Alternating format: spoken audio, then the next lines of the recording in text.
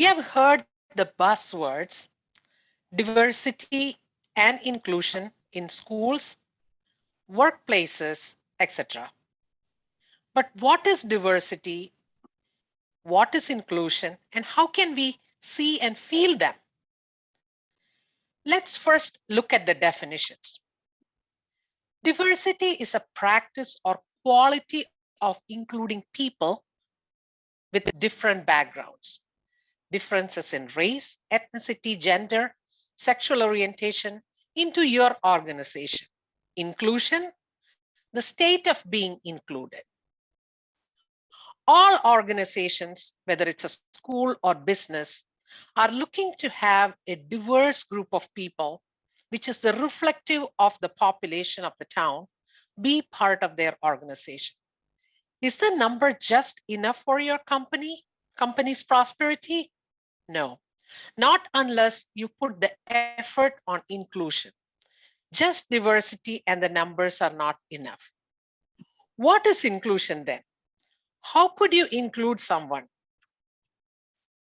Cultural innovator and thought leader Verna Myers states, diversity is about who's represented in the organization, whereas inclusion speaks more to who's respected, expected, and integrated into an institution. I would like to share two stories from my daughter's experience in Rochester High School. My daughter is dark in complexion, often mistaken for a person from an African American background. She has some disabilities, which she does not like to share with anyone. So she is often very quiet and tries to figure things out on her own. So she goes to Mayo High School here in town. If you have gone to Mayo High School, it's a circular shape. And you have to exit from the corridor to get to the specific classrooms.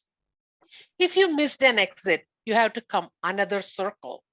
Otherwise, you will be moving against the flow of the crowd. So, not to lose the exit, my daughter goes to the class immediately after her prior class is over and keeps her backpack in the first seat and steps out. Why does she step out? She steps out since she feels it to be awkward, sitting in the front seat and staring at no one, nothing. Nobody starts a conversation with her, and she does not feel comfortable to start a conversation with anyone. So she steps out to the hallway to kill the time till the teacher starts to record names, and then she comes in. One of her teacher was a little irritated by her coming in, keeping her backpack in the front seat and disappearing and coming back when he starts the attendance. The first week, he marks her as tardy. This was the first time ever that my daughter has been marked tardy or any feedback has come from school. So I asked her about it, and she tells me that she was at her seat when her name was called out. So technically, she is in class. So I asked her to talk to her teacher. She ignores talking to the teacher since she was not comfortable. She gets a tardy the second day also. And then the third day. On the third day, I send a note to her teacher asking why my daughter is marked tardy when she was at her desk when her name was called out.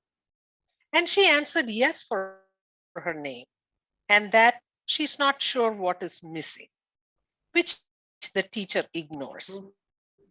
Fourth day, I show up at school. Fourth day, she got tardy again, and I show up at school trying to understand how tardiness is marked. The teacher avoids me since he has a busy schedule and have me talk to the office about the definition of attendance.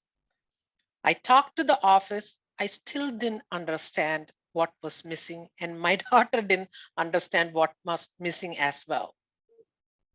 But from next day, the fifth day, I don't get any tardy notification.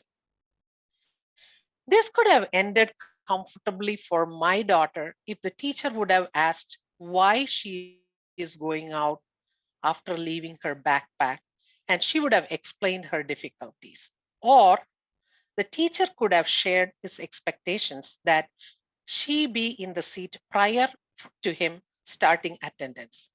I assume that was a question in his mind that he wanted to correct by punishing her. Fast forward, she was in an IT infrastructure class where she's the lone girl in a class with 26 other boys. She wanted to quit the class, but she likes the subject so much she decided to continue. This teacher made sure she finds teammates for group assignments and often makes her the captain to make her comfortable and to give her the voice. At the end of the semester, he tells her that she was a role model student and he wants to encourage more girls to try out technology.